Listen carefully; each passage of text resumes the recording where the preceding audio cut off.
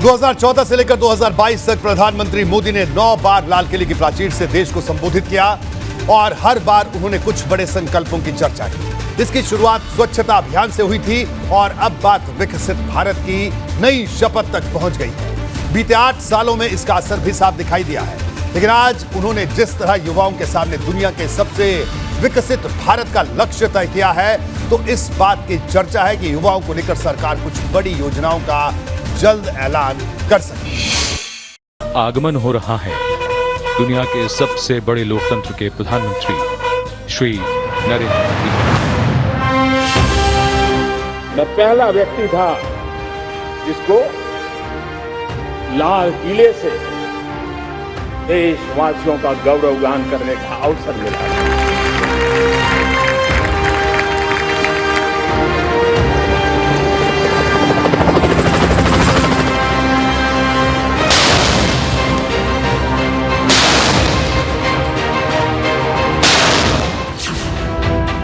लाल किले पर पीएम मोदी सिर्फ 9वीं बार तिरंगा फहराने भर नहीं पहुंचे थे, बल्कि इस बार उनके भाषण में ऐसी बातें थीं जो सीधे सीधे 2024 की तैयारी को दिखाती हैं। पीएम मोदी के भाषण में महिलाओं का भी जिक्र था, किसानों का भी जिक्र था और युवाओं का भी जिक्र था। ये तीनों ही वर्ग भाजपा के लिए मजबूत साबित हुए हैं और फिर एक बार इन्हीं वर्गों पर भाजपा की पैनी नजर है। मेरे देश के नौजवानों, जब देश आजादी के 100 साल मनाएगा, तब आप 50-55 के हुए होंगे। मतलब आपके जीवन का ये स्वर्णिम काल, आपकी उम्र के ये 25-30 साल भारत के सपनों को पूरा करने का काल है। आप संकल्प लेकर के मेरे साथ चल पड़िए साथियों, तिरंगे झंडे की शपथ लेकर के चल पड़िए। हम सब पूरी ताकत से लगे आए।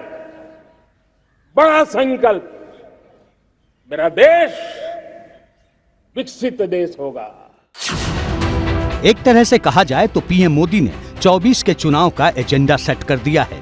इस बार का उनका भाषण कई मायनों में अलग रहा। राजनीतिक विरोधियों पर निशाना पहले भी साधा जाता रहा है, लेकिन इस बार पीएम मोदी का जो अंदाज था उसे विरोधी चुनावी बता रहे हैं। पीएम मोदी ने लाल किले पर खड़े होकर जनता से समर्थन की मांग भी की। भ्रष्टाचार दीमक की तरह देश को खोखला कर रहा है। मुझे इसके खिलाफ लड़ाई लड़नी है, लड़ाई को तेज करना है, निर्णायक मोड़ पे लेकर के ही जाना है। तब मेरे 130 करोड़ देशवासी, आप मुझे आशीर्वाद दीजिए, आप मेरा साथ दीजिए। मैं आज आपसे साथ मांगने आया। पीएम मोदी ने जिस तरह से भ्रष्टाचार और परिवारवाद की बात करते हुए जनता से समर्थन की अपील की, उससे साफ है कि आने वाले दिनों में जांच एजेंसियों के निशाने पर कई राजनीतिक दल और उनके मुखिया आने वाले हैं। पिछले कुछ दिनों में भाजपा के राजनीतिक विरोधियों पर जांच एजेंसियों की जबरदस्त छापेमारी हुई है और मोदी ने लाल किले से भ्रष्टाचार का जिक्र कर इसे आगे जारी रखने का संकेत भी दिया है। एक है भ्रष्टाचार, दूसरा है भाई भतीजावाद, परिवारवाद। भारत जैसे लोकतंत्र में जहां लोग गरीबी से जूझ रहे हैं, जब एक तरफ से देखते हैं कि एक तरफ वो लोग हैं जिनके पास रहने के लिए जगह नहीं है, दूसरी तरफ वो तरह लोग हैं जिनको अपना चोरी किया हुआ माल रखने के लिए जगह नहीं है। पीएम मोदी जब भी कुछ बोलते हैं, उनकी बातों में राजनीतिक संदेश जरूर छिपा होता है। भ्रष्टाचार और परिवारवाद ऐसे मुद्दे हैं जो कश्मीर से कन्याकुमारी तक नजर आते हैं और इन्हीं मुद्दों को हथियार बनाकर भाजपा 2014 से ही कांग्रेस को घेरती रही है। भाई भतीजावाद, और जब मैं भाई भतीजावाद, परिवारवाद की बात करता हूं तो लोगों को लगता है मैं सिर्फ राजनीतिक क्षेत्र की बात करता हूं। जी नहीं, दुर्भाग्य से राजनीतिक क्षेत्र की उस बुराई ने हिंदुस्तान की हर संस्थाओं में परिवारवाद को पोषित कर दिया है।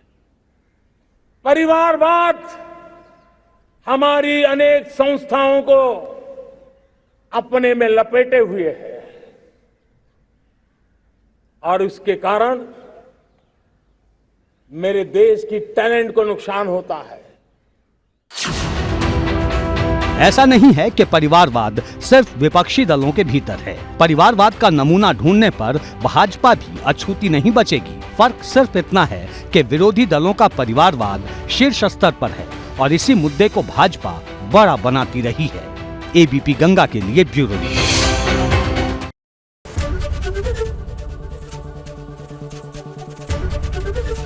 एबीपी गंगा, खबर आपकी, जुबान आपकी।